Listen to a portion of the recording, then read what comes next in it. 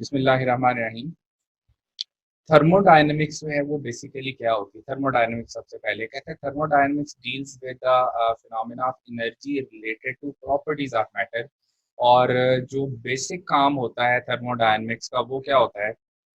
Specially transformation of heat into other forms of energy. For example सबसे important जो काम होता है थर्मोडायनेमिक्स में फिजिक्स के पॉइंट ऑफ व्यू से वो होता है कि हम यूजफुल जो एनर्जी होती है उसको वर्क डन में कन्वर्ट करते हैं, यूजफुल जो हीट होती है उसको वर्क डन में कन्वर्ट करते हैं।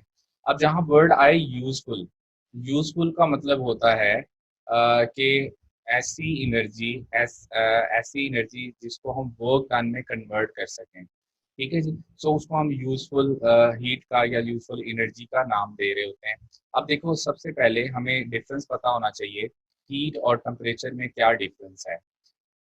कहता है जी कि ये जो हीट है ना, heat is not a state variable.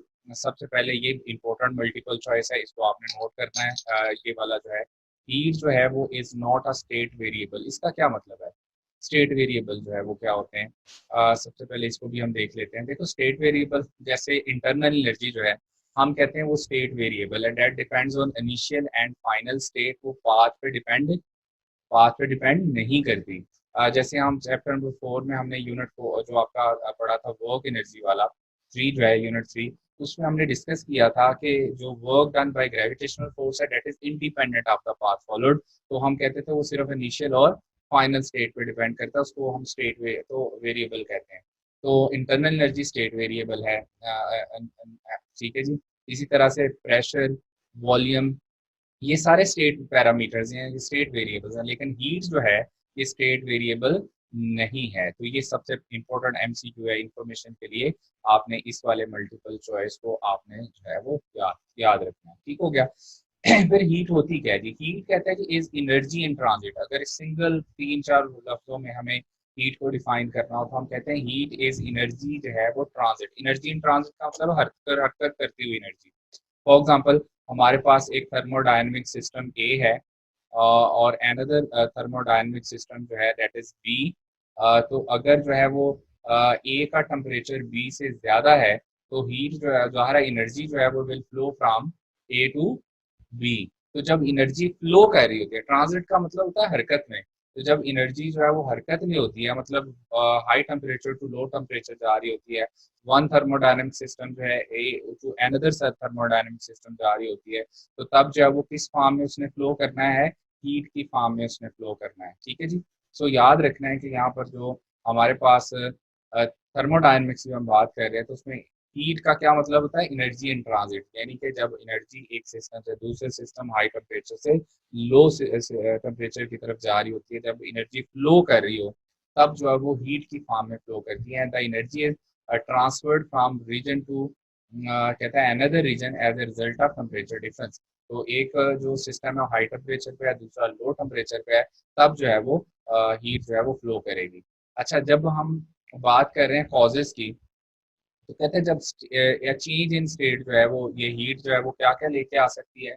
Change in state लेके आ सकती है। अगर किसी सिस्टम में हीट ऐड कर रहे हो आप तो वो बॉइलिंग पॉइंट पे भी जा सकता है, मेल्टिंग पे भी जा सकता है। अगर हीट उसमें से सब्ट्रैक्ट कर रहे हो तो वो फ्रीजिंग भी पॉइंट पे भी जा सकता है।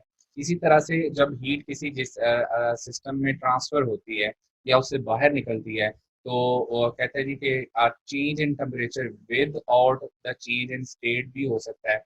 जैसे हीट कैपेसिटी है, स्पेसिफिक हीट कैपेसिटी है। ठीक है जी। तो ये इसकी वजह से चेंज आते हैं। अब ये without the change in state का क्या मतलब है? देखो फॉर एग्जांपल आपके पास कंटेनर है, उसमें एक मिल्क है या कोई अदर जो है वो सब्सटेंस आपने रखा हुआ है। आप उसको तेजी से शेक करते हो तो हीट ट्रांसफॉर्मेशन तो नहीं हुई ना, हीट बाहर आई सिस्टम के ना सिस्टम के अंदर गई, जिसको हम कहते हैं कि ये एडियाबैटिक प्रोसेस है। तो एडियाबैटिक प्रोसेस में भी जो है वो एडियाबैटिक कंप्रेशन हो टेम्परेचर बढ़ जाता है। एडियाबैटिक जो है वो अगर जो है उसमें से जो है वो एडियाबैटिक जो है एक्सपेंशन हो टेम्परेचर जो है वो कम हो जाता है। सो ये जो है वो हीट है जी। अच्छा, हम टेम्परेचर की बात करते हैं। टेम्परेचर हम दो बॉडीज को कंपेयर करते हैं एक दूसरे के साथ कि एक बॉडी जो है वो डिग्री ऑफ हॉटनेस और कोल्डनेस का मतलब है one body to another body जो है वो डिफरेंस हम देखते हैं, कंपैरिजन से देखते हैं कि अगर जो है वो एक बॉडी हाई टेम्परेचर पे है या दूसरी जो है वो लो टेम्परेचर पे है। So the degree of hotness और coldness of a body with respect to some reference जो हम टेम्परेचर बोल देते हैं। टेम्परेचर स्केल्स जो हैं ये बड़े इंपॉर्टेंट हैं, इनको रिवाइज करना भी ज़रूरी है। और उसकी रीज़न क्या है कि चूँकि ये डिफरेंट टॉपिक्स में को रिलेट कर सकते हैं, हमारे डिफरेंट काम आ सकते हैं। हालांकि सिलेबस में डायरेक्टली तो नहीं उसने कहा इनको रिवाइज करो, लेकिन हमें इनको रिवाइज कर लेना चाहिए। अच्छा जी, बॉइलिंग पॉइंट, अब तीन तरह के आपके पास स्केल हैं। कौन कौन से? Degree Celsius scale, Fahrenheit scale और केल्विन स्केल। अच्छा, इनको कंपेयर करते हैं। ये वाला जो है फ्रीजिंग पॉइंट डिग्री सेल्सियस में कितना होता है? 0। फ़ारेनहाइट स्केल पे कितना होता है? 32। और जो आपके पास केल्विन स्केल होता है यहाँ 273.15। ये मैंने एग्जैक्ट वैल्यू लिखी है। जब हम कैलकुलेशंस कर रहे होते हैं तो आमतौर पे हम 273 ही वैल्यू यूज करते हैं, लेकिन यहाँ पर जो है वो मैंने 273.15 जो लिखा है ये एग्जैक्ट वैल्यू है इसकी। अच्छा जी, इसी तरह से जो बॉइलिंग पॉइंट है वो आपका 100 डिग्री सेल्सियस, फ़ारेनहाइट में जो है वो 212 होगा, केल्विन में 373.15 केल्विन होता है। इसमें जो नंबर ऑफ डिवीजन होते हैं डिग्री सेल्सियस स्केल पे वो 100 होते हैं। नंबर ऑफ डिवीजन जो फ़ारेनहाइट स्केल पे है वहाँ 180 होते हैं। नंबर ऑफ डिवीजन जो केल्विन स्केल है इसमें भी 100 होते हैं। जो ह्यूमन बॉडी टेम्परेचर है डिग्री सेल्सियस में वो 37 डिग्री सेल्सियस होता है। फ़ारेनहाइट पे यही वाला जो है वो 98.6 डिग्री फ़ारेनहाइट आता है। केल्विन में ह्यूमन बॉडी टेम्परेचर देखें तो 310 आता है। अच्छा, यहाँ एक और पॉइंट है जिसको हम कहते हैं triple point of water. Just above the 273.15 kelvin के ऊपर जो है एक पॉइंट होता है 273.16 केल्विन। इसको हम ट्रिपल पॉइंट ऑफ वाटर बोलते हैं। ट्रिपल पॉइंट ऑफ वाटर का क्या मतलब होता है? At this point, water can exist in its three state, that is solid, liquid and gas। उस फॉर्म में जो है वो एग्जिस्ट कर रहा होता है। जीरो केल्विन का सबको पता है, इसको हम एब्सोल्यूट जीरो भी बोलते हैं। और एब्सोल्यूट जीरो जो है अगर फ़ारेनहाइट स्केल में देखें तो ये -460 फ़ारेनहाइट आता है। अगर हम डिग्री सेल्सियस स्केल में देखें तो -273 डिग्री सेल्सियस आता है। ये कंपैरिजन याद रखना है, बेसिक इन्फॉर्मेशन जो है। डिग्री सेल्सियस में जो है फ्रीजिंग पॉइंट 0 से लेकर जो है स्केल जो है वो 100 डिग्री सेल्सियस तक होता है। फ़ारेनहाइट में 32 से 212 तक, केल्विन में 273.15 से 373.15 होता है। इसमें नंबर ऑफ डिवीजन 100 होती है डिग्री सेल्सियस में, फ़ारेनहाइट में 180 और केल्विन में 100। अच्छा, अब आगे चलते हैं जी। नेक्स्ट जो है इसमें इससे रिलेटेड जो है वो क्वेश्चन क्या आ सकते हैं। हमें ना दो तरह के पेपर में क्वेश्चन आते हैं, जिनमें जो है वो अक्सर जो है वो हमें कहा जाता है कि टेम्परेचर जो है वो कन्वर्ट करके बताएं। कन्वर्जन जो है जिसको हम कहते हैं टेम्परेचर कन्वर्जन। तो एक तो हमें कन्वर्जन आ सकती है। दूसरा क्वेश्चन आते हैं कंपैरिजन वाले। दोनों में जो है वो आपने डिफरेंस अच्छे से नोट करना है। सबसे पहले जी, inter conversion of temperature scales की बात करें तो आपने वो जो फार्मूला जो आपने रटे लगाए हुए हैं टेम्परेचर कन्वर्जन वाले फार्मूले, उसकी बजाय आपने एक सिंपल जो है वो फार्मूला याद रखना है। कौन सा फार्मूला, जरा गौर से देखिएगा। वो फार्मूला है जो हमारे पास होता है, कोई भी टेम्परेचर आपके पास जो है वो टेम्परेचर स्केल फार्मूला होता है जी, टेम्परेचर स्केल उसका माइनस जो है वो कहता है क्या आएगा, उसका आइस पॉइंट या फ्रीजिंग पॉइंट, ठीक है, उस स्केल का। ठीक है जी। और उसके बाद जो है वो कहता है जी डिवाइडेड बाय क्या आनी है, उसकी नंबर ऑफ डिवीजन्स। ये आपके पास सिंपल सा फॉर्मूला है जो आपने याद रखना है। फॉर्मूला क्या है? टेम्परेचर स्केल, उसके बाद क्या आना है जी, माइनस इसमें से आपने करना है क्या, ice point, divided by number of divisions. ये वाला आपके पास फॉर्मूला है। जैसे यहाँ गौर करो तो मैंने डिग्री सेल्सियस जो है स्केल स्टार्ट कहाँ से होता है? 0 से, यानी इसका आइस पॉइंट 0 है, divided by number of divisions कितनी है? 100। फ़ारेनहाइट स्केल जो है वो कहाँ से स्टार्ट होता है? 32 फ़ारेनहाइट से इसका आइस पॉइंट है, यानी फ्रीजिंग पॉइंट है। नंबर ऑफ डिवीजन्स कितने हैं? 180। और केल्विन स्केल जो है -273, 273 से स्टार्ट होता है ना, देखो वहाँ वैल्यू मैंने लिखी है 273.15। तो एग्जैक्ट वैल्यू जो है वो यहाँ पर कैलकुलेशन में आमतौर पर ये वैल्यू इग्नोर कर देते हैं ताकि कैलकुलेशन आसान हो जाए। तो यहाँ 273 आएगा डिवाइडेड बाय 100। या अब इनमें से किसी भी दो को आप इक्वेट कर लो, आपके पास आंसर आ जाएगा। फॉर एग्जांपल आप कंपेयर करना चाह रहे हैं डिग्री सेल्सियस को और फ़ारेनहाइट स्केल को, तो डिग्री सेल्सियस माइनस जो है वो क्या, 0 divided by 100 is equal to Fahrenheit -32/100। अब रीअरेंज करो, यहाँ से देखें degree Celsius equal to 100 over 180, 5/9 into और फ़ारेनहाइट -32, यही वाला फॉर्मूला आपने याद किया हुआ था ना जब हम फ़ारेनहाइट को डिग्री सेल्सियस में कन्वर्ट करते हैं, ठीक है जी। और इसी तरह से अदर अदर अदर रिलेशन भी यहाँ से निकल सकते हैं। जैसे जी यहाँ से आप जो है वो फ़ारेनहाइट जो है वो किसके इक्वल हो जाएगा, वो 9/5 टाइम्स डिग्री सेल्सियस प्लस जो है वो 32 हो जाएगा, ठीक है जी। इसी तरह से इसको केल्विन को भी इसमें कन्वर्ट कर सकते हो, केल्विन स्केल को आप फ़ारेनहाइट जो है उससे कंपेयर कर सकते हैं, ठीक है। तो ये किसी कोई भी फॉर्मूला आप यहाँ से कैलकुलेट कर सकते हो इस वाले बेसिक फॉर्मूले से। तो बेहतर है कि आप वो जो फॉर्मूले हैं उनको रटा लगाने की बजाय कन्वर्जन वाले, आप इनको 2-3 दफ़ा प्रैक्टिस करेंगे, आपको याद हो जाएगा, ठीक है जी। इसके बाद जो है वो नेक्स्ट हम बात करेंगे क्वेश्चन जो है ये तो है जी वो जो कन्वर्जन वाले क्वेश्चन है। फॉर एग्जाम्पल आपको कहा जाए कि human body temperature 37 degree Celsius, kelvin में क्या होगा, तो आप फॉर्मूला यूज करते हैं kelvin is equal to degree Celsius plus 273, degree Celsius की जगह 37 आ जाएगा, आपके पास 310 आंसर आ जाएगा। सो ये कन्वर्जन वाले हैं। अच्छा, इसके बाद जो है वो कंपैरिजन वाला क्वेश्चन जो है, कभी कभी क्वेश्चन ऐसा आता है आप समझते हैं वो कन्वर्ट करने वाला क्वेश्चन है, टेम्परेचर कन्वर्जन वाला है, लेकिन असल में ऐसा होता नहीं है। ज़रा इसकी ना गौर करें वर्डिंग के ऊपर। कहते हैं reading on degree Celsius scale changes by 45, what will be the change on Fahrenheit scale, इसके ऊपर कहता है जी कितना जो है वो चेंज होगा for the same rise in temperature. अब नंबर ऑफ स्टूडेंट्स क्या करेंगे कि वो डिग्री सेल्सियस और फ़ारेनहाइट वाला फॉर्मूला लगाएंगे और वो यहाँ पे ये फार्मूला यूज करेंगे Fahrenheit scale is equal to ये वाला फार्मूला जिसमें Fahrenheit is equal to 9/5 degree Celsius plus 32 करेंगे, उनका आंसर बाद 113 आ जाएगा, लेकिन that is the wrong answer और उसमें जो है वो आपका आंसर ठीक नहीं आ रहा। अब क्यों, क्योंकि ये कंपैरिजन वाला क्वेश्चन है, ये आपका कन्वर्जन वाला क्वेश्चन नहीं है। अब कंपैरिजन क्या हो, कैसे पता चलेगा कौन सा क्वेश्चन कंपैरिजन वाला है कौन सा कन्वर्जन वाला है, जिसमें आपसे कहा जाए कि टेम्परेचर कन्वर्ट करेंगे, बताएं ये टेम्परेचर अगर 45 है तो फ़ारेनहाइट में ये टेम्परेचर कितना होगा, तो वो कन्वर्जन वाला क्वेश्चन है। लेकिन जहां भी वर्ड आए टेम्परेचर चेंज कि एक स्केल के ऊपर इतना चेंज आ रहा है तो बताएं दूसरे स्केल के ऊपर कितना चेंज आएगा, तो जब भी वर्ड चेंज यूज करे आपने समझ जाना है कि वो कंपैरिजन वाला क्वेश्चन है, वो कन्वर्जन वाला क्वेश्चन नहीं है। फॉर एग्जांपल देखो अगर 100 डिग्री सेल्सियस चेंज होंगे डिग्री सेल्सियस स्केल के ऊपर, तो फ़ारेनहाइट के ऊपर कितना चेंज आएगा, 180 का चेंज आएगा, और केल्विन के ऊपर भी कितना आएगा, 100 का चेंज आएगा। अब इसका मतलब ये हुआ अगर 1 डिग्री सेल्सियस चेंज आएगा सेल्सियस स्केल के ऊपर तो फ़ारेनहाइट के ऊपर 9/5 टाइम्स का चेंज आएगा। क्यों, क्योंकि 100 उधर जाके डिवाइड हो रहा है।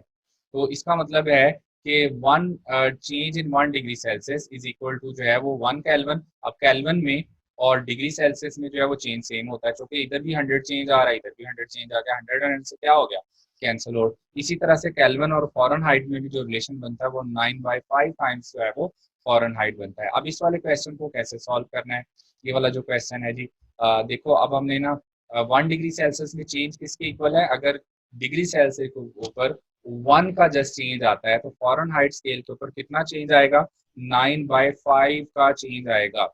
इसका मतलब ये हुआ कि 45 अगर डिग्री सेल्सियस का चेंज आता है सेल्सियस स्केल के ऊपर, तो फ़ारेनहाइट स्केल के ऊपर जो है वो कितना चेंज आएगा, 9/5 मल्टीप्लाई बाय 45, 5 इससे कैंसल्ड हो गया, क्या आएगा जी, 9 9 9 81। इसका मतलब है आंसर आपका 81 आएगा फ़ारेनहाइट का। तो इसको हम कहते हैं कंपैरिजन वाला क्वेश्चन।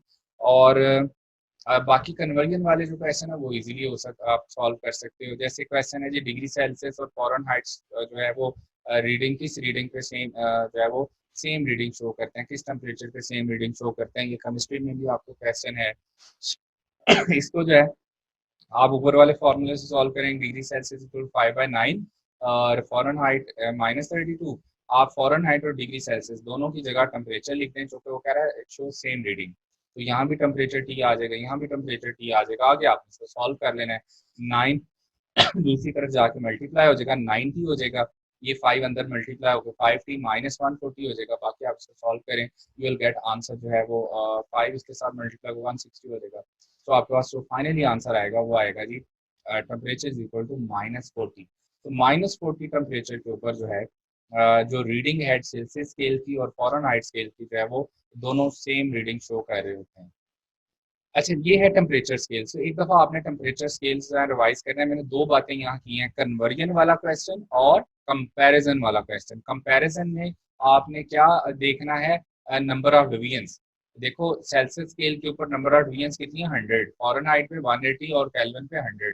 तो ये मैंने कंपेयर किया उनकी नंबर ऑफ डिवीजन्स को। तो जो टेम्परेचर चेंज आपने जो है वो कंपेयर करने होते हैं वो इस फॉर्मूले से करने होते हैं। और जो कन्वर्जन वाला है वो स्केल माइनस उसका आइस पॉइंट यानी freezing point divided by number of divisions. तो किसी भी दो स्केल को आप उसे कंपेयर कर सकते हो। बेसिक इन्फॉर्मेशन के जो क्वेश्चन है ये वाले, ये भी आप लोगों ने एक नजर गो थ्रू करना है। 1 कैलोरी जो है वो कितना होता है, 4.2 जूल के इक्वल होता है। ये वैसे यूनिट्स वाले टॉपिक में भी आपको बताया था। एब्सोल्यूट जीरो क्या टेम्परेचर होता है, at which the gases remain in gases form, exert zero pressure and zero have no volume. और जैसे यहाँ से हमें पता चला कि जी जो डिग्री सेल्सियस स्केल है वो फॉरेनहाइट से कितना बड़ा होता है, 9.5 टाइम्स उससे लार्जर होता है। ये जो है वो आपने यहाँ पर याद रखना है। ठीक हो गया जी। सेल्सियस और केल्विन स्केल कैसे करेंगे। सेल्सियस और को केल्विन स्केल में कन्वर्ट जो है वो बड़ा इजी है। ये जैसे मैंने यहाँ बताया कि आप कन्वर्जन अगर कर रहे हो तो कन्वर्जन है तो Kelvin is equal to degree Celsius plus 273। आप देखा ना, इन दोनों को कंपेयर करें, 100 से क्या हो जाएगा, cancel out. Degree Celsius equal to Kelvin minus 273, तो Kelvin is equal to degree Celsius plus 273 हो जाएगा। ये तो इजी है। सो अगर कंपेयर करना है तो कंपेयर किया तो 1 अगर चेंज डिग्री सेल्सियस में आ रहा है तो केल्विन में भी कितना आता है, 1। आपने पढ़ा हुआ है कि टेम्परेचर चेंज जो होता है वो केल्विन में और डिग्री सेल्सियस में सेम होता है। इसी वजह से तो उनके नंबर ऑफ डिवीजन सेम होते हैं। केल्विन में भी 100 है, डिग्री सेल्सियस में भी 100 है। ठीक हो गया जी। अच्छा, इसके बाद जो है वो अब हम प्रेशर ऑफ गैस जो है वो स्टार्ट करना चाह रहे हैं। मतलब सेम रीडिंग किस टेम्परेचर पे होगी, हाँ जी, सेम रीडिंग किस टेम्परेचर पे होगी आप वो कैलकुलेट कर सकते हैं। डिग्री सेल्सियस और केल्विन वाले फॉर्मूले में यहाँ भी टेम्परेचर ले लें, इस पे भी टेम्परेचर ले लें। तो वो जो है वो आप कैलकुलेट करके देख लें कि अगर वो सेम आता है कि नहीं आता, ज़ाहिर है। अच्छा जी, नेक्स्ट जो है हमारे पास हाँ, फॉरेनहाइट और केल्विन जो है उसका हम टेम्परेचर चेंज जो है वो सेम रीडिंग के लिए कैलकुलेट कर सकते हैं। ये जो केल्विन और डिग्री सेल्सियस अगर आप इस फॉर्मूले में पुट करते हो वैल्यू, यहाँ पर जो है यहाँ भी टेम्परेचर आ जाएगा, यहाँ भी टेम्परेचर आ जाएगा। तो टी से क्या हो जाएगा, माइनस, वो जीरो हो जाएगा काम। इसका मतलब है किसी भी टेम्परेचर के ऊपर जो है वो रीडिंग जो है वो डिग्री सेल्सियस की और 273 की जो है वो सेम तो नहीं होती ना। तो वो नहीं आएगी क्योंकि ये एक हाइपोथेटिकल टेम्परेचर होता है। ये जो केल्विन स्केल है इसका मतलब है इसकी रीडिंग जो है वो डिग्री सेल्सियस की सेम नहीं आएगी किसी भी टेम्परेचर के ऊपर।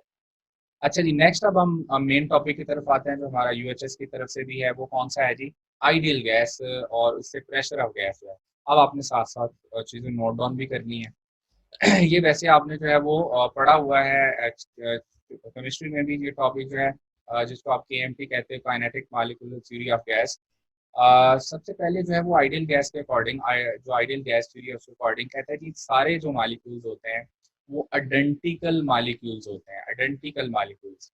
फिर कहता है लार्ज नंबर ऑफ मॉलिक्यूल्स जो है वो प्रेजेंट होते हैं इन इन इन अ फाइनाइट वॉल्यूम। तो कहता है कि a simple finite volume of gas जो है, अगर बहुत थोड़ा सा वॉल्यूम भी आप लेते हैं, that consist of large number of molecules जो है। और जैसे आप एवोगाड्रोस नंबर पढ़ते हो कि 1 मोल ऑफ गैस से जो है वो किसके इक्वल होगा, 6.02 टू 10⁻23 मॉलिक्यूल्स इसमें होंगे एक 1 मोल ऑफ गैस में। So large number of molecules can consist in a finite volume. Random motion, सारे के सारे कहते हैं जी जो गैस के मॉलिक्यूल्स हैं वो रैंडम मोशन में होते हैं और एक कांस्टेंट स्पीड के साथ एट ए पर्टिकुलर टेम्परेचर जो है उनकी जो मोशन है वो कौन सी होती है, रैंडम। फिर अगर हम as compared to the size of the molecule जो है उनका और डिस्टेंसेस को कंपेयर करें तो उनका जो साइज है वो क्या होता है, बहुत ही निग्लिजिबल साइज होता है। ये वाला बड़ा इंपॉर्टेंट पॉइंट है, याद रखिएगा। आइडियल गैस या KMT kinetic molecular theory of gas के according there is no force of attraction और repulsion present between the gas molecules. Gas molecules के दरमियान किसी किस्म की कोई इंटर मॉलिक्यूलर फोर्सेज नहीं होती। There is no force of attraction or repulsion between the gas molecules, और only one force exists जो है वो अकॉर्डिंग टू केएमटी, वो कौन सी होती है, इम्पल्सिव फोर्स। इम्पल्सिव फोर्स कौन सी होती है, जब दो मॉलिक्यूल्स आपस में कोलाइड करेंगे तो कोलिजन के टाइम जो एक दूसरे को फोर्स लगा रहे होते हैं उसको कहते हैं हम इम्पल्सिव फोर्स, और उसी इम्पल्सिव फोर्स की वजह से प्रेशर ऑफ गैस डिवेल्प होता है, और फोर्स वो किसके इक्वल होती है, rate of change of momentum. So इसके बाद कहते हैं जी कि यहाँ पर जो है ग्रेविटी डज नॉट इफेक्ट, क्योंकि मैस उसका क्या होता है, निग्लिजिबल साइज होता है, इस वजह से ग्रेविटी जो है वो उसके ऊपर इतना ज्यादा इफेक्ट नहीं रखती, तो पोटेंशियल एनर्जी जो है वो क्या हो जाएगी, जीरो। अब आप लोगों से क्वेश्चन है, आंसर करें जरा चैट में। अगर कोई आपसे पूछे, तो कि आपने ये केएमटी ऑलरेडी पढ़ी भी हुई है केमिस्ट्री में, आई होप सो आप ठीक आंसर देंगे। आइडियल गैस जब हम किसी को बोलते हैं, केएमटी के अकॉर्डिंग आइडियल गैस जो है, जैसे ये बिहेवियर ऑफ आइडियल गैस, तो कौन सी नेसेसरी कंडीशंस होंगी अंडर विच हम किसी गैस को आइडियल गैस बोल सकते हैं। सो प्लीज आंसर करें जरा, शाबाश। अंडर विच कंडीशन जो है हम किसी गैस को जो है वो आइडियल गैस बोलेंगे। हाँ जी, सारी गैसेस आइडियल होती हैं। No intermolecular forces obeys gas laws, good. Low pressure and high temperature, very good जी। Standard approach should be obey all gas laws, ठीक है। High temperature and low pressure, ठीक हो गया। अच्छा ये देखें, ये जो हाई प्रेशर और लो प्रेशर और हाई टेम्परेचर बोल रहे हैं ना, उसमें वो कहता है कि जो गैसेस होती हैं वो आइडियल बिहेवियर शो करती हैं at low pressure and high temperature. वो और चीज़ है, ओबेज गैस लॉज, यस। अच्छा आप सुन ले गौर से, के आप जो उसके रिजल्ट्स बता रहे हो केएमटी के अकॉर्डिंग जो है, फिजिक्स की जो ये वाली थ्योरी अभी आपके सामने है, तो वो कौन सी गैस है जिसको हम आइडियल गैस बोलेंगे, तो उसमें कम से कम 3 पॉइंट जो है वो लाजमी होने चाहिए। कौन कौन से? No inter molecular forces, there is no force of attraction और repulsion between the gas molecules. Number 2, उसकी जो पोटेंशियल एनर्जी है वो हमने क्या लेनी है, जीरो। और नंबर 3 जो है उनमें कोलिजन कौन से होने चाहिए, परफेक्टली इलास्टिक कोलिजन। तो अगर किसी कंटेनर में हमने गैस रखी हुई है और उनमें कोलिजन जो है वो परफेक्टली इलास्टिक कोलिजन है, और there is no force of attraction और repulsion between the gas molecules, और उसकी जो पोटेंशियल एनर्जी है उसको हम जीरो ले रहे हैं, हम कहेंगे तो वो गैस जो है वो कौन सी है, केएमटी के अकॉर्डिंग जो है वो आइडियल गैस है। बाकी जो है उसके जो आइडियल बिहेवियर हैं, जैसे वो लो प्रेशर हाई टेम्परेचर जो आइडियल बिहेवियर शो करेगी, ठीक है जी, वो जो आइडियल गैस है वो सारे गैस लॉ को ओबे करेगी, चूंकि वो जो गैस लॉ वो सारे हमने ड्राइव भी किसके लिए किए हैं, आइडियल गैस के लिए किए हैं, ठीक है जी। अच्छा अब हम स्टार्ट करते हैं प्रेशर ऑफ गैस। अच्छा जी, नेक्स्ट जो है प्रेशर ऑफ गैस जो है, अब इसमें बड़े इंपॉर्टेंट मल्टीपल चॉइस हैं। मतलब हम डायरेक्ट जो है वो अगर आप देखो, हाँ एक लास्ट पॉइंट ये नेक्स्ट पेज पे था, मॉलिक्यूल ओबे न्यूटन्स लॉज ऑफ मोशन। उसकी वजह है कि उसके ऊपर आप Newton's law F is equal to आप कह रहे हो rate of change of momentum, ये Newton second law of motion होता है इन टर्म्स ऑफ मोमेंटम। तो ये वाला पॉइंट भी इंपॉर्टेंट है, molecules of ideal gas they obey Newton's laws of motion, इसको भी नोट डाउन कर लेना है। अच्छा जी, pressure and temperature of an ideal gas. अच्छा यहाँ से जो क्वेश्चन आते हैं वो जरा गौर से सुन लें। हमें ना प्रेशर ऑफ गैस अगर कैलकुलेट करना है, तो यहाँ से जो आपके इम्पोर्टेंट जो है वो मल्टीपल चॉइस हो सकते हैं, वो क्या होंगे। देखो हम कह रहे हैं परफेक्टली इलास्टिक कोलिजन होता है, तो सपोज करें एक हमारे पास एक एम मैस का मॉलिक्यूल जो है बी एक्स स्पीड के साथ इस वॉल से दूसरी वॉल तक जाता है, और जाके वहां पर कोलाइड करता है, और कोलाइड करके वापस आ जाता है। तो आपसे अक्सर पूछा जाएगा कि ये बताओ कि अगर गैस मॉलिक्यूल कंटेनर में एक वॉल से कोलाइड किया, एक वाल से उसने ट्रेवल करना शुरू किया, आके दूसरी वाल से कोलाइड किया और वापस रिटर्न बैक हो गया, ये बताएं अब तो आपके पास जो है वो चेंज इन मोमेंटम जो है वो कितना आया। ये अक्सर क्वेश्चन जो है वो पूछा जाता है, ठीक है जी। तो जो बहुत अच्छे स्टूडेंट्स हैं वो आंसर कर देते हैं जीरो, चूंकि जीरो आपका फेवरेट आंसर है, तो आंसर जीरो नहीं है। और से सुने, क्योंकि यहाँ पर जो है वो चेंज जो आता है वो डायरेक्शन में सिर्फ, क्योंकि इलास्टिक कोलिजन में स्पीड तो चेंज होती नहीं है, तो चूंकि size of molecules all molecules approximately same है, तो सिर्फ डायरेक्शन में चेंज आएगा। इसका मतलब ये हुआ कि जो चेंज इन मोमेंटम है, आप अगर उसको कैलकुलेट करेंगे चेंज इन मोमेंटम को, तो आप कैसे करोगे, फाइनल फाइनल मोमेंटम माइनस जो है क्या करोगे, इनिशियल मोमेंटम, ऐसे ही नहीं, फाइनल मोमेंटम डिवाइडेड बाय क्या आ जाएगा, इनिशियल मोमेंटम आ जाएगा, ठीक हो गया।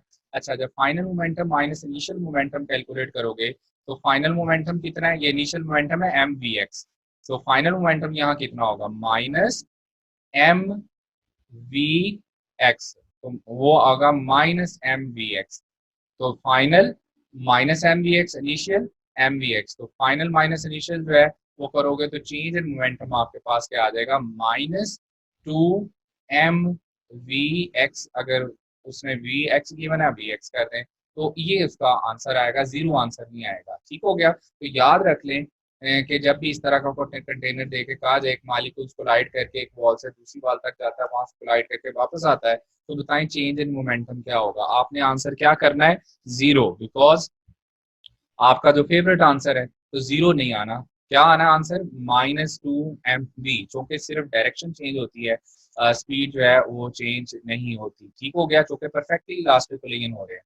इसके बाद अब आते हैं फोर्स, ये चेंज इन मोमेंटम नहीं है, ये फोर्स जो है वो change in momentum over time जो है, ये देखें कि इसको हम कहते हैं rate of change of momentum. Force जो है असल में हम यहाँ पर प्रेशर ऑफ गैस फाइंड करना चाह रहे हैं, तो प्रेशर ऑफ गैस का फॉर्मूला जो है वो जरा गौर से सुनिएगा, वो होता है फोर्स पर unit area.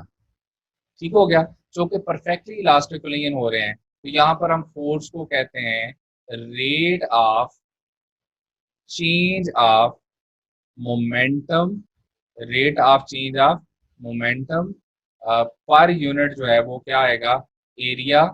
Rate of change of momentum per unit जो है वो इसमें हम कहेंगे rate of change of momentum पर यूनिट एरिया। अब देखो इसकी एक डेफिनेशन बन गई कि किसी भी कंटेनर में जो प्रेशर ऑफ गैस होगा वो rate of change of momentum of gas molecules पर यूनिट एरिया होगा।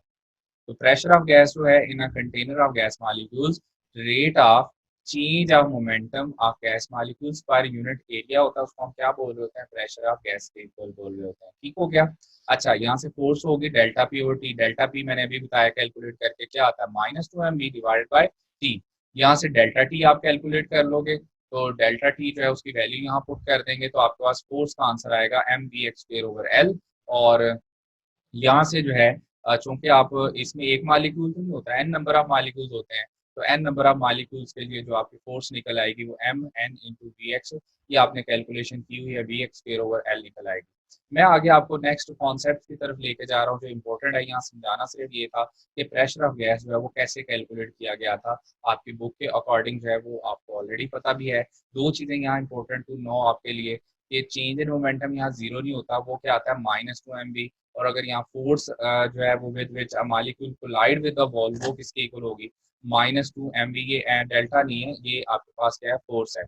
सो द फोर्स विद विच जो है वो मालिक्यूल कोलाइड जो है विद द वॉल, वो क्या होगी rate of change of momentum जो है के इक्वल होगी, so minus two M we x over t आ जाएगा। और डेल्टा टी जो है चूंकि स्पीड होती है डिस्टेंस ओवर टाइम, अगर यहाँ हम डेल्टा टी की वैल्यू पुट कर दें तो फोर्स एन मालिक्यूल्स के, एक मालिक्यूल के लिए आपकी ये आ जाएगी, और एन मालिक्यूल्स के लिए आप उसको एन से मल्टीप्लाई कर दोगे तो ये आंसर आ जाएगा। ठीक हो गया। अच्छा, अब आते हैं नेक्स्ट की तरफ। अब सबसे ज्यादा पेपर में पूछा जाने वाला question according to past paper, वो जरा खोल लें, वो क्या होता है आपके पास ना, तीन तरह की जो है वो क्वेश्चन आ सकते हैं स्पीड से रिलेटेड। तीन तरह के क्वेश्चन स्पीड से रिलेटेड आ सकते हैं। कौन कौन से हैं जी क्वेश्चन। नंबर वन, अगर आपसे पूछे मीन स्पीड या एवरेज स्पीड जो है, मीन स्पीड या average speed of gas molecules क्या है, तो आपका आंसर होना चाहिए जीरो। क्यों, क्योंकि एक कंटेनर में लार्ज नंबर ऑफ मॉलिक्यूल्स जो है वो मूव कर रहे होते हैं। सो हम स्टैटिस्टिकली कह सकते हैं कि जितने मॉलिक्यूल्स अप मूव कर रहे हैं उतने मॉलिक्यूल्स डाउनवर्ड मूव कर रहे होंगे, जितने राइट मूव कर रहे होंगे उतने लेफ्ट मूव कर रहे होंगे। इसका मतलब है ओवरऑल अगर एवरेज लें तो एवरेज जो है उनका क्या आ जाएगा, जीरो। ठीक है जी, तो average speed of gas molecule जो है वो हम क्या लेते हैं, जीरो।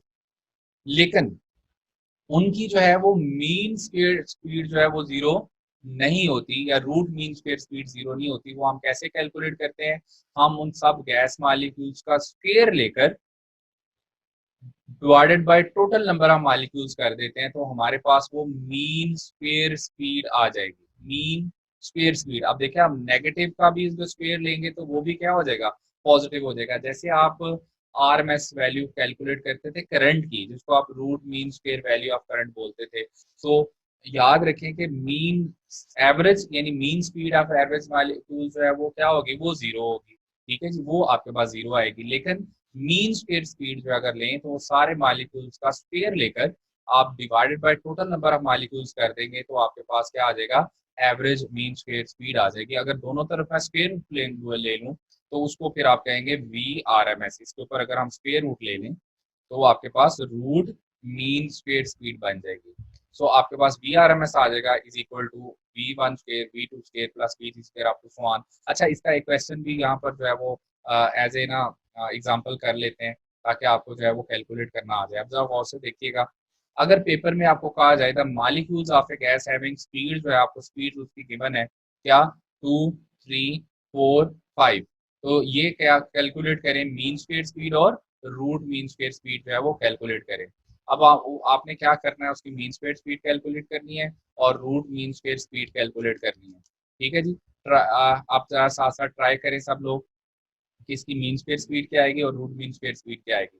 अगर मीन स्क्वायर स्पीड का ही है तो आपने क्या करना है, मीन स्क्वायर स्पीड कैसे कैलकुलेट करेंगे, फॉर्मूला होगा V square is equal to, आप देखो सबका स्क्वेयर करना है, 2 का स्क्वेयर, ठीक है जी, प्लस क्या आ जाएगा, 3 का स्क्वेयर, प्लस जो है वो आपके पास क्या आ जाएगा, 4 का स्क्वेयर, और प्लस जो है वो आपके पास क्या आ जाएगा, 5 का स्क्वेयर, और डिवाइडेड बाय टोटल मॉलिक्यूल्स ये कितने हैं, 4। ये आपके पास क्या आएगी, ये आपके पास आएगी मीन स्क्वेयर स्पीड।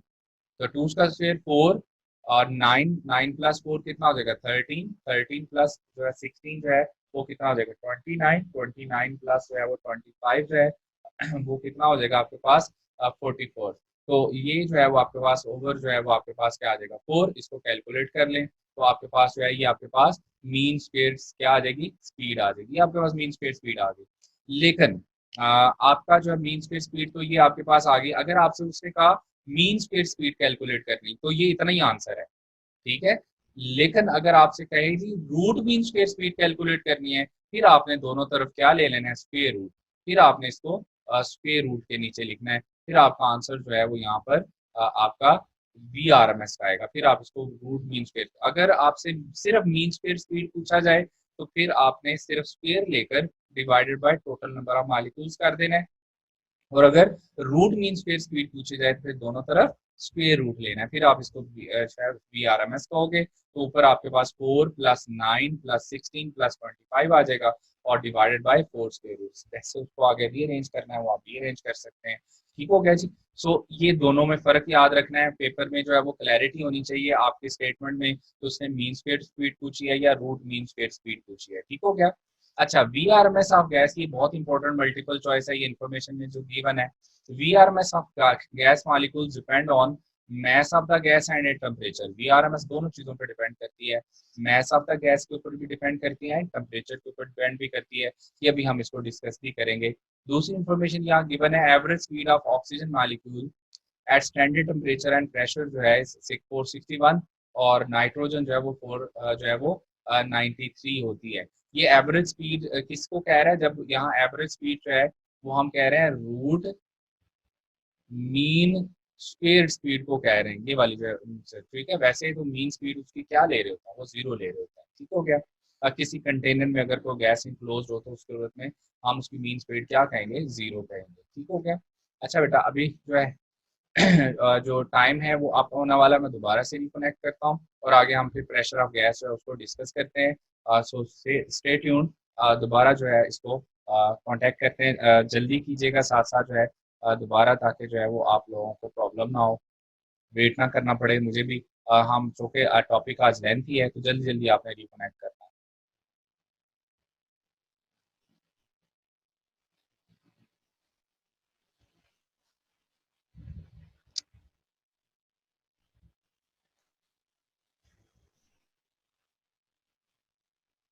का पूछा जाए। नेक्स्ट जो है जी, अब टॉपिक मेन जो है वो हमारा कौन सा है, प्रेशर ऑफ गैस। इसको ज़रा डिस्कस कर लेते हैं। प्रेशर ऑफ गैस जो है ये आपके बुक के अकॉर्डिंग जो है वो आ, आ, इसमें कहता है जी कि पेज 240 के ऊपर the by Pascal's law pressure कहता है जी everywhere inside the container will be same provided the gas of uniform density. अगर गैस यूनिफॉर्म डेंसिटी की होगी तो फिर जो है वो प्रेशर जो है वो हर जगह जो है गैस जो है वो इक्वली जो है इन ऑल डायरेक्शन जो है वो एक्सर्ट करेगी। तो इसका मतलब है हम 3 डायमेंशन ले रहे होते हैं एक्स वाई और जी। इसका मतलब है जो टोटल प्रेशर जो है वो आपके पास 1/3 times of rho V square होता है। ये आपका बेसिक फार्मूला आता है। अब यहाँ नोट करनी है चीजें। ये जो फार्मूला है प्रेशर ऑफ गैस का, इसको हम कहते हैं basic formula for the pressure of gas जो है जो बाय ये चूंकि हमने जो ये फार्मूला कैलकुलेट किया है ये using kinetic molecular theory of gas जो है वो उसको किया है। तो ये बेसिक फार्मूला है for the pressure of gas जो है जो कि हमने फाइंड आउट किया था यूजिंग केएमटी यानी kinetic molecular theory of gas. तो ये बेसिक फार्मूला है। इसके अकॉर्डिंग, इस बेसिक फार्मूले के अकॉर्डिंग जो प्रेशर ऑफ गैस है ये डायरेक्टली प्रोपोर्शनल टू जो है वो मीन स्क्वेयर्ड स्पीड है। इसके अकॉर्डिंग जो है वो pressure of gas directly proportional to mean squared speed है। और प्रेशर ऑफ गैस इसके अकॉर्डिंग हम अगर यूनिफॉर्म डेंसिटी है गैस की तो हम कह सकते हैं pressure of gas is also directly proportional to V R M S यानी रूट मीन स्क्वेयर का क्या आएगा होल स्क्वेयर। तो ये दो चीजें याद रखनी है कि प्रेशर ऑफ गैस जो है वो directly proportional to mean square speed होता है, या हम कह सकते हैं pressure is directly proportional to V R M S का होल स्क्वेयर। तो ये बेसिक फॉर्मूला है जी। अच्छा यहाँ से आप देखो कि V R M S is equal to क्या आ गया। ये सारे जो है वो फॉर्मूले हैं जो आपको डिफरेंट न्यूमेरिकल्स में काम आने आगे, और इनको आपने जो है वो लर्न करना है। तो यहाँ से वी आर एम एस इस फॉर्मूले के अकॉर्डिंग क्या आ गया 3p/रो। यहाँ से वी आर एम एस हम कह सकते हैं डायरेक्टली प्रोपोर्शनल टू क्या आएगा स्क्वायर रूट ऑफ प्रेशर। सो अगर कभी आपसे कहा जाए एक गैस है उसका प्रेशर 4 टाइम्स हो गया है तो V R M S speed कितने टाइम्स हो जाएगी, वो डबल हो जाएगी। इसी फॉर्मूले से जो वी आर एम एस है वो inversely proportional to square root of density होती है एट कांस्टेंट प्रेशर। तो अगर प्रेशर कांस्टेंट रखा जाए तो V R M S inversely proportional to square root of density होगी। ये फॉर्मूले आपने पहले एनालाइज करने हैं, इनको अच्छे से लर्न करना है ताकि आगे न्यूमेरिकल्स में काम आ सकें। फिर यहीं से आपने कैलकुलेट किया था ये basic formula pressure of gas का। और बेसिक फार्मूले से जो है आपने क्या किया, दोनों तरफ जो डेंसिटी की वैल्यू पुट कर दी। डेंसिटी की वैल्यू क्या पुट की थी, मास ओवर वॉल्यूम। और डेंसिटी की यहाँ वैल्यू n मॉलिक्यूल्स के लिए आपने पुट की थी n multiply by mass over volume.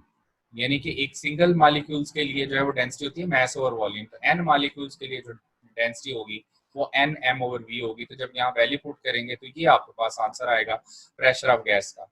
और इसमें नंबर ऑफ मॉलिक्यूल्स पर यूनिट वॉल्यूम जो है उसको हम n नॉट से रिप्रेजेंट करते हैं। जहां भी n नॉट लिखा आएगा इसका मतलब होगा नंबर ऑफ मॉलिक्यूल्स पर यूनिट वॉल्यूम। और ये आपके पास जो है वो मैस 1/2 mv² काइनेटिक एनर्जी बन गई। तो आपके पास जो प्रेशर ऑफ गैस के बेसिक फॉर्मूले के बाद जो दूसरी इक्वेशन आपने याद रखनी है वो ये वाली है कि प्रेशर जो है वो directly proportional to average translational kinetic energy होता है। अगर average translational kinetic energy of gas जो है वो डबल हो जाती है तो प्रेशर भी उसके अकॉर्डिंग डबल हो जाएगा। Average kinetic energy translational kinetic energy half होगी तो ये भी हाफ हो जाएगी। तो कहता है while deriving equation of pressure we have not accounted rotational vibrational motion. इस वजह से हम इसको बार बार बोल रहे होते हैं average translational kinetic energy of gas molecules. जो गैस मॉलिक्यूल्स है उनमें मोशन रैंडम होती है और उसमें जो मॉलिक्यूल्स हैं उनकी मोशन ट्रांसलेशनल भी हो सकती है, रोटेशनल भी हो सकती है, वाइब्रेशनल भी हो सकती है, अदर फॉर्म्स ऑफ एनर्जी भी होते हैं। लेकिन हम उसमें सिर्फ और सिर्फ जो है वो आइडियल गैस के लिए हम उनकी मोशन को लीनियर सपोज कर लेते हैं, इसलिए हम उसको ट्रांसलेशनल मोशन बोलते हैं। तो यहाँ हम कहेंगे कि जो प्रेशर ऑफ गैस है, देखो ना आपने जब कैलकुलेशन की थी प्रेशर ऑफ गैस की तो आपने 3 एक्सेस लिए थे, एक्स एक्सेस, वाई एक्सेस और जी एक्सेस। तो हम जो है उसकी मोशन को लीनियर मोशन कंसीडर कर रहे होते थे, along x axis, along y axis, along z axis। इस वजह से इसको हम एवरेज ट्रांसलेशनल काइनेटिक एनर्जी कह रहे होते हैं। ठीक हो गया जी। नेक्स्ट जो है इंटरप्रिटेशन ऑफ टेम्परेचर के अकॉर्डिंग आपने इसको कैलकुलेट किया।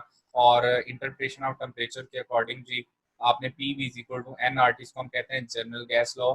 और यहाँ n जो किसके इक्वल होता है, स्मॉल n, यानी नंबर ऑफ मोल्स जो होते हैं वो कैसे कैलकुलेट कर सकते हैं, n यानी total number of molecules divided by Avogadro number. और तो यहाँ R जो है वो यूनिवर्सल गैस कांस्टेंट है और इसकी जो वैल्यू है वो कितनी होती है 8.314 जूल पर मोल पर केल्विन। और Avogadro number you do know वो क्या होता है 6.02 टू 10⁻23।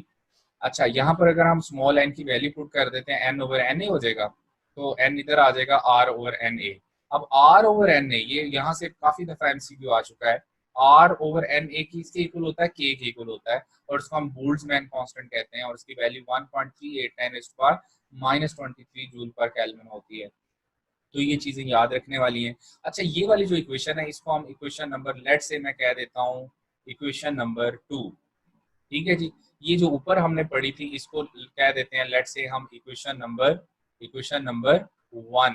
अच्छा, अब यहाँ से देखो ये नंबर ऑफ मॉलिक्यूल्स पर यूनिट वॉल्यूम है, तो वॉल्यूम अगर दूसरी तरफ जाके डिवाइड हो मल्टीप्लाई हो जाए, तो इधर आके अगर मल्टीप्लाई हो जाएगा तो वो क्या बन जाएगा, वॉल्यूम, प्रेशर इनटू वॉल्यूम, और यहाँ सिर्फ रह जाएगा एन, यहाँ सिर्फ एन रह जाएगा। तो ये इक्वेशन नंबर 1 बन गई। आपने इक्वेशन 1 और 2 को क्या करना होता है, कंपेयर करना होता है, और कंपैरिजन के बाद जो आपके पास आंसर आता है, ये इक्वेशन नंबर 1 और ये इक्वेशन नंबर कौन सी 2। तो अब देखो ये एन उधर जाके क्या, पी वी उधर जाके क्या हो गया, पी वी। अगर 1 और 2 कंपेयर करें, कंपेयर करने का मतलब होता है लेफ्ट हैंड साइड अगर इक्वल है तो राइट हैंड साइड भी आपकी इक्वल होगी। तो यहाँ से जो है वो टेम्परेचर आपके पास क्या आ जाता है, 2/3 के into average translational kinetic energy, और ये आपके पास शो कर रहा है टेम्परेचर जो है वो डायरेक्टली प्रोपोर्शनल टू क्या होता है, average translational kinetic energy of gas molecules. अच्छा, यहाँ से ना नंबर ऑफ टाइम एक क्वेश्चन आता है, आमतौर पर इससे रिलेटेड जो है न्यूमेरिकल नहीं आता, बल्कि ये रिलेशन अक्सर पूछा जाता है कि काइनेटिक एनर्जी किसकी इक्वल होती है। इस फॉर्मूले के अकॉर्डिंग देखें, काइनेटिक एनर्जी या एवरेज ट्रांसलेशनल काइनेटिक एनर्जी क्या बनती है, डेट इज 3/2 के टी के इक्वल बनती है। तो ये 3/2 के टी के इक्वल आएगी, ये जो average translational kinetic energy of gas molecules है। ठीक है जी। अच्छा, यहाँ पर देखो कि जो वी आर एम एस है वो डायरेक्टली प्रोपोर्शनल टू क्या आ रहा है, स्क्वायर रूट ऑफ टेम्परेचर। इसका मतलब है अगर टेम्परेचर 4 टाइम्स आप कर देते हो। हाँ, एक बात बड़ी इंपॉर्टेंट है, यहाँ जो कैपिटल टी है, टी जब बार बार हम बात कर रहे हैं, ये एब्सोल्यूट टेम्परेचर हम ले रहे हैं।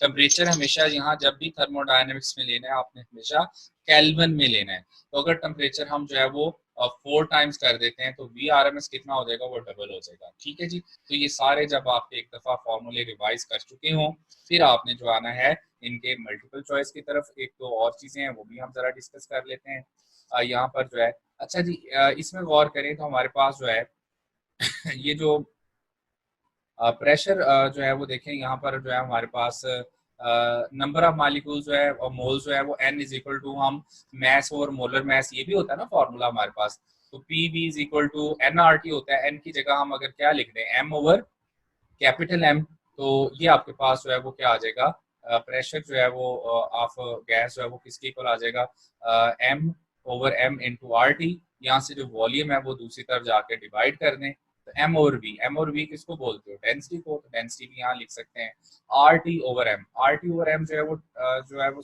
यहाँ से आगे कैलकुलेट करें। तो यहाँ से कहते हैं जी अगर कांस्टेंट टेम्परेचर हो तो प्रेशर डायरेक्टली प्रोपोर्शनल टू क्या होता है, डेंसिटी। ये देखें इसके अकॉर्डिंग अगर हम टेम्परेचर कांस्टेंट रख लें तो और मोलर मास कांस्टेंट रख लें, तो pressure directly proportional to density होता है इस फॉर्मूले के अकॉर्डिंग। इसी तरह से वी आर एम एस जो है वो स्क्वायर रूट 3 पी ओवर रो, हम ऊपर बात कर चुके हैं। तो डेंसिटी यहाँ किसकी इक्वल आ गई, N M over V, mass over volume, N इसलिए मल्टीप्लाई किया चूंकि एन नंबर ऑफ मॉलिक्यूल्स हम ले रहे होते हैं। तो मैं अगर डेंसिटी की यहाँ वैल्यू पुट कर दूं तो वो मेरे पास बनेगी P V over N M, और यहाँ से जो है वो 3 इंटू, ये देखें यहाँ इसके अकॉर्डिंग जो है अगर हम देखें तो पी वी की जगह हम क्या पुट कर सकते हैं, एन के टी डिवाइडेड बाय एम। तो ये आपके पास फॉर्मूला बन गया 3 के टी। ये सिर्फ डेरिवेशन दी हुई है, आप अगर चाहें तो ये बीच में सारे स्टेप्स छोड़ दें, आपने सिर्फ फॉर्मूला याद रखना है कि आपके पास जो वी आर एम एस का दो फॉर्मूले बेसिक जो यहाँ से आपको आने चाहिए। एक आपका वी आर एम एस का फॉर्मूला जो है ये वाला स्क्वायर रूट 3 पी ओवर रो होता है, और दूसरा वी आर एम एस जो आल्सो 3 के टी डिवाइडेड बाय एम होती है। मतलब जो आर एम एस स्पीड है वो directly proportional to square root of pressure भी होती है, और वी आर एम एस जो है वो directly proportional to square root of temperature भी होती है। अच्छा, अब इससे रिलेटेड आप कुछ प्रैक्टिस कर लेते हैं एमसीक्यूज की, ताकि ये फॉर्मूले आपको यूज करना भी आ जाए और आपको क्लियर हो कि कौन सा फॉर्मूला कब यूज करना है। तो साथ साथ जरा देखते जाएं फॉर्मूला, आप भी जो है वो कोशिश करें। कहता है जी अब जरा वर्डिंग पे गौर करना, कहता है जी मीन स्क्वायर स्पीड जो है, अगर mean square speed of oxygen gas at room temperature जो है वो 500 मीटर पर सेकंड है, तो ये बताएं कि mean square speed of hydrogen at room temperature क्या होगी। ये क्वेश्चन है जी। तो अब आप इसको कैसे सॉल्व करेंगे? सिंपल है जी, आपने फौरन देखना है कि ये किन दो गैसेस को कंपेयर कर रहा है। जब भी दो गैसेस को कंपेयर करना हो तो हमने वहां पर क्या देखना होता है, वहां पे हमने डेंसिटी का कॉन्सेप्ट जो है वो देखना होता है। तो चूंकि वी आर एम एस जो है वो किसके इक्वल है, वो डायरेक्टली प्रोपोर्शनल टू क्या होती है, स्क्वायर रूट ऑफ डेंसिटी। तो यहाँ से जो है वो चूंकि आप देखो चलें इसको मैं ना कंप्लीट सॉल्व करने की कोशिश करता हूँ, जरा गौर करें। हम इसको सॉल्व करेंगे कि वी आर एम एस जो है, या उसने पूछी किसमें, हाइड्रोजन में स्पीड। तो मैं अगर इस फॉर्मूले के अकॉर्डिंग दोनों को कंपेयर करूं तो हाइड्रोजन में स्पीड डिवाइडेड बाय किसकी स्पीड, ऑक्सीजन की स्पीड, किसके इक्वल आ जाएगी, square root of density of oxygen, density of oxygen divided by density of क्या आ जाएगी, हाइड्रोजन। ठीक हो गया। अच्छा आप देखो हमारे पास सिंस जो डेंसिटी ऑफ ऑक्सीजन होती है वो किसके इक्वल होती है, डेंसिटी ऑफ ऑक्सीजन होती है 4 टाइम्स एज, बल्कि 16 टाइम्स होती है, 16 टाइम्स होती है एज दैट ऑफ हाइड्रोजन। तो ऑक्सीजन की जो डेंसिटी है वो हाइड्रोजन की डेंसिटी से कितने टाइम्स होती है, वो 16 टाइम्स होती है। इसका मतलब ये हुआ कि यहाँ पर जो है वो आपका आ जाएगा √16, हाइड्रोजन हाइड्रोजन के कैंसिल आउट हो जाएगा। √16 जो है वो किसके इक्वल होता है, 4 के इक्वल। इसका मतलब ये हुआ कि आपके पास जो हाइड्रोजन में स्पीड है वो 4 टाइम्स एज दैट ऑफ क्या आ जाएगी, ऑक्सीजन। तो यहाँ पर जो है 500 मल्टीप्लाई बाय 4 करोगे तो आपका आंसर यहाँ किसके इक्वल आ जाएगा, 2000 मीटर पर सेकंड के इक्वल आंसर आएगा। ठीक हो गया जी। तो इस तरह से सॉल्व करते हैं। देखो हमारे पास वी आर एम स्पीड है inversely proportional to square root of density. तो हाइड्रोजन में जो वी आर एम एस होगी डिवाइडेड बाय ऑक्सीजन में, ये हो जाएगा स्क्वायर रूट ऑक्सीजन की डेंसिटी डिवाइडेड बाय हाइड्रोजन की डेंसिटी। ऑक्सीजन की डेंसिटी जो है वो 16 टाइम्स होती है एज कम्पेयर टू हाइड्रोजन। तो यहाँ जब पुट करेंगे तो हाइड्रोजन हाइड्रोजन से कैंसिल आउट हो जाएगा, 16 टाइम्स आंसर आ जाएगा। तो आपके पास आंसर बनेगा 4। तो वी वेलोसिटी इन हाइड्रोजन जो है वो is equal to 4 times of velocity in oxygen आ जाएगी। आप इसको 4 से मल्टीप्लाई करोगे तो आपके पास आंसर जो है वो क्या आ जाएगा, तो इसमें आपके पास जो आंसर आ जाएगा जी 2000। ठीक हो गया। नेक्स्ट है जी इसी तरह से आपके पास नेक्स्ट क्वेश्चन है, if temperature of gas molecule is doubled keeping the pressure constant, then जो है वो कहता है जी कि आप ये बताएं V R M S molecules becomes. अच्छा इसके अकॉर्डिंग जो है प्रेशर जो है वो टेम्परेचर ऑफ गैस मॉलिक्यूल कह रहा है डबल हो जाए, तो ये बताना है प्रेशर को कांस्टेंट रखते हुए V R M S of molecule जो है वो कितने टाइम्स हो जाएगी। अच्छा अगर हम टेम्परेचर डबल करेंगे तो ये, अच्छा ये तो इनडायरेक्टली आंसर लिखा हुआ ना, हम डायरेक्ट इसकी बात कर ले, ये वाला जो आंसर है इनडायरेक्टली लिखा हुआ है, इसको भी डिस्कस कर लेते हैं। लेकिन हम जो डायरेक्ट फार्मूला है वो अप्लाई करते हैं, जो अभी हमने जो है वो यहाँ पर कैलकुलेट किया था, ये वाला। ये इसीलिए मैंने आपको जो है वो यहाँ ड्राइव करवाया कि वी आर एम एस जो है वो हमारे पास किसके इक्वल होता है। तो इसको मैं इधर लिखता हूँ, इसमें हमें जो है वो इसको सॉल्व करना है। तो इसके अकॉर्डिंग देखें जी हमारे पास ये सारा डिलीट हो गया, हाँ जी। इसको जी अब ये हमारे पास फार्मूला बन, इस फार्मूले के अकॉर्डिंग अगर आप और करें तो हमारे पास वी आर एम एस जो है वो किसके इक्वल है, we R M S is directly proportional to क्या है, square root of temperature. Direct formula लग गया, इसलिए वो मैंने उसकी डेरिवेशन लहदा करवाई हुई है। तो इधर से अगर गौर करो तो अगर टेम्परेचर जो है वो डबल कर रहा है, टेम्परेचर डबल करने से जो है वी आर एम एस कितने टाइम्स हो जाएगी, वो स्क्वायर रूट ऑफ 2 टाइम्स हो जाएगी, स्क्वायर रूट 2 टाइम्स आंसर आएगा, रूट 2 टाइम्स होगा। आगे जो है ये बड़े सिंपल क्वेश्चन है जी। कहते हैं जी if the temperature of the gas is increase for 27 degree Celsius to 127 degree Celsius, then the ratio of kinetic energy क्या होगी। सबको पता है कि टेम्परेचर डायरेक्टली प्रोपोर्शनल टू क्या होता है, एवरेज ट्रांसलेशनल काइनेटिक एनर्जी। अच्छा अब जब रेशियो लोगे आप, तो मैंने शुरू में कहा है कि जितने भी टेम्परेचर है वो हमेशा केल्विन में लेने हैं। तो आपने 27 और 127 नहीं कर देना, अब 27 में और 127 में आप ऐड करोगे 273, ताकि आपकी वैल्यू किस में चेंज हो जाए, केल्विन में। तो 27 का जो है आंसर आएगा 300 केल्विन, 127 का आएगा 400 केल्विन। आपका आंसर जो है वो क्या आएगा 3:4। इसी तरह थर्ड क्वेश्चन कहता है temperature at which root mean square gas जो है वो डबल हो जाए then its speed at 0 degree Celsius. और इसमें भी आपने जो है वो केल्विन वाले फॉर्मूले यूज करने हैं, और इसमें देखें कैसे सॉल्व होगा। चूंकि हमें पता है we R M S is equal to क्या है, directly proportional to square root of temperature है। तो इसमें कह रहा है कि at which temperature v R M S speed जो है वो बिकम्स 2 टाइम्स जो है as that of speed at 0 degree Celsius. तो ये हमारे पास formula v R M S directly proportional क्या होता है स्क्वायर रूट ऑफ टेम्परेचर। अब मैं इसको सॉल्व करने लगा हूँ। देखें तो हमें जो है वो कहता है जो v है जो स्पीड है जो t टेम्परेचर पे है डिवाइडेड बाय वो स्पीड जो 0 डिग्री सेल्सियस पे है किसके इक्वल होगा, t यानी कि final temperature divided by initial temperature, उसको हम बोल देते हैं टी नॉट। ठीक हो गया, ये अब आपके पास फॉर्मूला यूज होगा यहाँ पर। अच्छा गौर करें आप जरा, कंडीशन पे गौर करें। कंडीशन है क्या, कंडीशन के अकॉर्डिंग कह रहा है कि वी आर एम एस जो है कहता है the temperature at which V R M S gas becomes double at its speed 0 degree Celsius. Double हो जाए, ओरिजिनल का डबल हो जाए। तो मैं टू वी टी की जगह क्या लिखूंगा, two V naught divided by V naught, यानी वो कह रहा है ओरिजिनल का डबल हो जाए। और हमें यहाँ पर टेम्परेचर फाइंड करना है, कौन सा, टी टेम्परेचर फाइंड करना है। जबकि initial temperature T not initial temperature कितना बताया हुआ है 0 डिग्री सेल्सियस। तो 0 डिग्री सेल्सियस कितना होता है जी 273 यहाँ पुट करेंगे। टेम्परेचर हमेशा केल्विन में है, डिग्री सेल्सियस में कभी गलती नहीं करनी। वी नॉट से क्या हो जाएगा कैंसिल आउट, दोनों तरफ स्केल लोगे तो आपके पास 4 इज इक्वल टू क्या आ जाएगा टी ओवर 273। तो यहाँ से आपके पास आंसर जो है वो T is equal to 273 multiply by जो है वो क्या आ जाएगा 4। और जब 273 मल्टीप्लाई बाय 4 करेंगे आपका आंसर 1132 केल्विन आ जाएगा। लेकिन अगर डिग्री सेल्सियस में आंसर पूछा हो तो 1132 माइनस 273 करेंगे, आपका आंसर 819 डिग्री सेल्सियस आ जाएगा। ठीक हो गया। सो ये वाला देखें क्वेश्चन जो है इसको इस तरह से सॉल्व करना है। और फॉर्मूला कौन सा है, we R M S directly proportional to क्या होता है square root of temperature.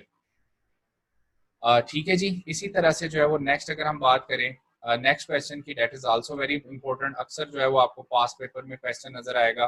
Next वाला जो है क्वेश्चन है कि जी आपके पास जो है ये जरा इस क्वेश्चन को जरा देखते हैं।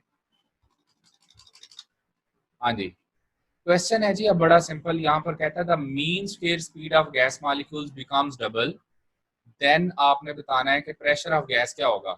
और मोस्टली स्टूडेंट का आंसर जो है वो रॉन्ग होता है।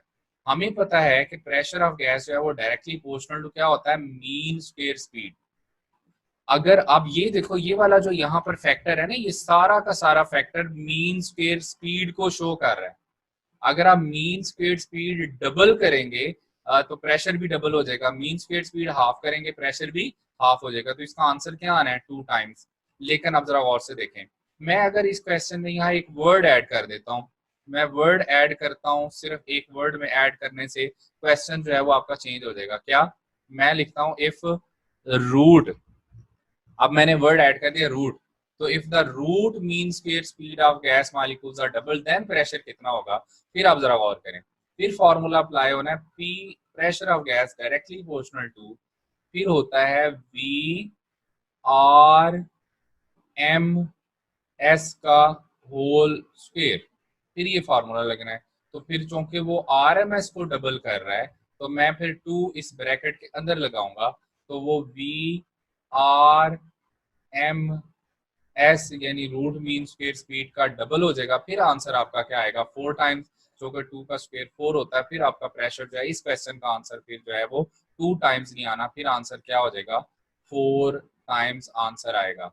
अच्छा अगर मैं यहाँ पर रूट नहीं लगाता फिर आपका मीन स्क्वायर स्पीड है, तो आप देखो इस सारे को मीन स्क्वायर स्पीड कह रहे हैं, तो इसके अकॉर्डिंग जो है वो फिर 2 ब्रैकेट के अंदर नहीं लगेगा, फिर 2 जो है वो यहाँ पर ब्रैकेट के बाहर लगेगा। फिर आपका आंसर जो है वो यहाँ पर जो है वो यहाँ पर जो आंसर 2 जो है वो फिर मैंने कहाँ लगाना है फिर मैंने 2 इधर लगाना है बाहर, ब्रैकेट से बाहर। तो फिर आपका जो है, अगर मीन स्क्वायर स्पीड डबल कर रहे हैं, प्रेशर भी डबल हो जाएगा, मीन स्क्वायर स्पीड हाफ कर रहे हो, प्रेशर भी हाफ हो जाएगा। लेकिन अगर वो कह रहे हैं रूट, फिर आपने 2 ब्रैकेट के अंदर लगाना है, तो 2 का स्क्वायर 4 हो जाएगा, फिर आंसर 4 टाइम्स आ जाएगा। तो जरा गौर करें, क्वेश्चन जो है वो किस लेवल के आते हैं। आपने इसी लेवल की प्रिपरेशन करनी है ताकि आपका आंसर वहां पर, अब मोस्टली स्टूडेंट का इसका आंसर 4 टाइम्स होता है, तो दैट इज रॉन्ग। इस वाले क्वेश्चन का आंसर क्या है, 2 टाइम्स। लेकिन अगर यहाँ वर्ड रूट ऐड हो जाए, फिर आंसर क्या है, फिर आंसर 4 टाइम्स है। ये आपने याद रखना है। Next, derivation of gas laws from, जो आपके पास है वो आपने जो है वो कैसे की थी। और इंटरनल एनर्जी लास्ट टॉपिक, हम कल इंशाल्लाह इंटरनल एनर्जी पढ़ेंगे। अभी जो है वो हम इसको आज यहीं तक रखेंगे, जो गैस लॉज हैं और प्रेशर ऑफ गैस, ताकि आप इनके क्वेश्चंस की प्रैक्टिस भी कर सकें। चार्ल्स लॉ आपको सबको पता है, वॉल्यूम डायरेक्टली प्रोपोर्शनल टेम्परेचर, और वॉल्यूम और टेम्परेचर क्या होता है, constant at constant pressure and number of moles. और यहाँ से volume is equal to 3 NP over क्या होता है, इज इक्वल टू 1/2 MV², यानी कि वॉल्यूम डायरेक्टली प्रोपोर्शनल टू क्या होता है, टेम्परेचर। तो ये आपके पास जो है वो चार्ल्स लॉ बनता था। इसके अकॉर्डिंग जो हम कह सकते हैं V1/T1 is equal to V2/T2। इसी तरह से जो है बॉयल्स लॉ आपने फाइंड किया, pressure inversely proportional to volume, PV is equal to constant and constant temperature and number of moles जो है, यहाँ से PV is equal to 2/3 N into 1/2 MV²। ये उस फॉर्मूले से हम कैलकुलेट किया करते थे। सो यहाँ हम कहते थे टेम्परेचर डायरेक्टली प्रोपोर्शनल टू क्या होता है, एवरेज ट्रांसलेशनल काइनेटिक एनर्जी। अगर हम यहाँ टेम्परेचर, इसकी जगह टेम्परेचर लिख दें, तो राइट हैंड साइड सारी कांस्टेंट आ जाएगी। तो यहाँ से हम प्रूव कर देते थे PV is equal to constant. तो सिर्फ यहाँ पर you just need to know the formulas, वो ऑलरेडी आपको आते हैं, बॉयल्स लॉ का भी और चार्ल्स लॉ का भी। ये फॉर्मूले आपने याद करने हैं। हाँ, यहाँ जो कर्व है, ये ऑलरेडी आपको पता होगा। अगर प्रेशर और वॉल्यूम का कर्व हो, तो फिर ये वाला जो कर्व बनता है, इसको हम कहते होते हैं आइसोथर्म। आइसोथर्म। अच्छा, समटाइम्स ऐसा होता है कि एग्जामिनर ना आपको कंफ्यूज करने के लिए जो है वो क्या करता है कि जो एक्सेस है उसको चेंज कर देता है। यहाँ प्रेशर आ जाएगा, यहाँ 1/V आ जाएगा। 1/V आ जाए, क्योंकि प्रेशर फिर हम कहते हैं डायरेक्टली प्रोपोर्शनल टू 1/V है, फिर आपकी स्ट्रेट लाइन आएगी। तो यहाँ गौर से देखना है, अगर जो है प्रेशर और 1 और V के दरमियान ग्राफ है तो स्ट्रेट लाइन आएगा। अगर प्रेशर और V के दरमियान ग्राफ है, फिर ये कर्व लाइन आएगी, इसको हम आइसोथर्म बोलते हैं। और ये जो आपके पास चार्ल्स लॉ है, उसके according volume directly proportional to temperature होता है, इसका जो कर्व है वो स्ट्रेट लाइन ही आता है। ठीक हो गया, आज के लिए इतना काफी है। आपने इसको रिवाइज कर रहे हैं, अभी क्वेश्चन आंसर है का सेशन है। आप जो जो क्वेश्चन पूछना चाहते हैं